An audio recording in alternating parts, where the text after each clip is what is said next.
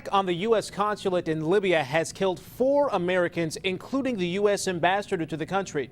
It has the U.S. government looking into the possibility the attack was a planned strike to mark the anniversary of 9/11. Greg Paulcott reports. The burnt-out shell of the U.S. consulate in Benghazi, bullet holes in the walls and ammunition casings on the ground. Grim reminders of the attack here that left 4 Americans dead, including the U.S. ambassador to Libya, Chris Stevens. Back at home, State Department employees, many shaken by the news, gathered to hear words of comfort from President Obama and Secretary of State Hillary Clinton.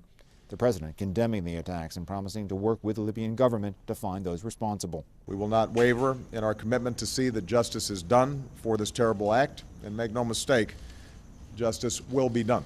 Secretary Clinton commending the life and accomplishments of Ambassador Stevens, also stressing the attack does not reflect the feelings of all Libyan people. This was an attack by a small and savage group, not the people or government of Libya. In Tripoli, Libyan leader Mohammed al-Magharaf also condemning the killings and offering condolences to the American people and families of those killed. We refuse to use our country's land as a scene of cowardly reprisals. The Libyan ambassador to the U.S., joined by leaders of other religious faiths, talking of his relationship with Stevens and the good he hopes might come from this tragedy. That this incident will put us more closer together to fight this terrorism which happened everywhere. The FBI is now said to be involved in the investigation of the killing of Ambassador Stevens and others, as at least 50 Marines are sent to Libya as well. In London, Greg Paulcott, Fox News. The attack is affecting many people here at home as well. Brian Johnson has been talking with a number of people and has more. The news of the attack spread quickly this morning around mid-Michigan as people woke up for work. And to commit murder for whatever reason is unacceptable. As a Muslim, even more so. He says Ambassador Chris Stevens and 3 others serving their country will be missed, even here in mid-Michigan. Ambassador Stevens should be honored, and those that were murdered need to be honored as heroes, not just to the United States, but to the Middle East and the world. U.S. Congressman Mike Rogers from Michigan, who chairs the U.S. House Intelligence Committee, quickly condemned the actions.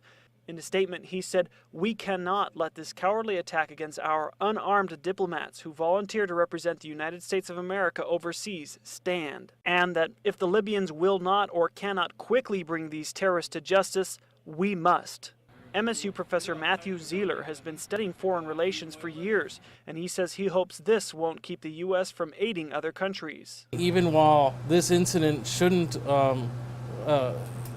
stop us from helping others, for many it is a signal or a caution that says maybe the costs aren't worth it. I think people who are trying to commit extreme acts of violence look for any excuse. They really don't have any faith-based principle. They really don't have any ethical principle or moral prerogative. What they are people who cannot accept or tolerate anybody who disagrees with them. In Lansing, Brian Johnson, News 10. Local Muslims feel what happened in Libya is a tragedy and hope those in the community recognize the religion is peaceful.